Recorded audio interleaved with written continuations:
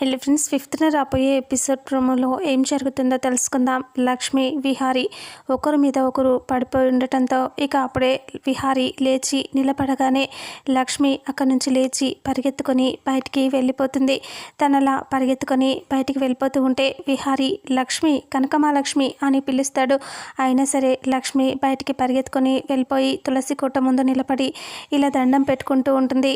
ఇంకా అమ్మ, నేను తప్పు చేయాలని కాదు, ఆయనకి మరి సహస్ర అమ్మగారితో వివాహం జరగబోతుంది. వాళ్ళిద్దరూ ఒకరినొకరు ఇష్టపడుతున్నారు.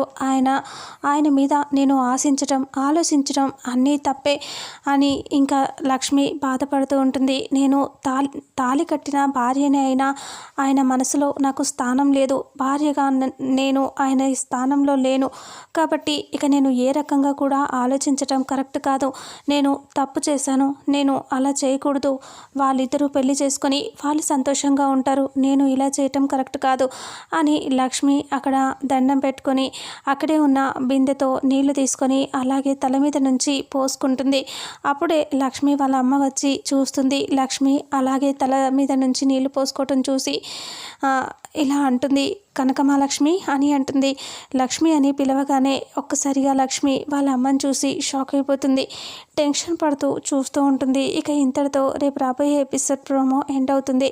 ఫుల్ ఎపిసోడ్లో అసలు ఏం జరుగుతుందో తెలుసుకుందాం. వీడియోని చూసిన ప్రతి ఒక్కరూ వీడియోని లైక్ చేయండి, షేర్ చేయండి, కామెంట్ చేయండి.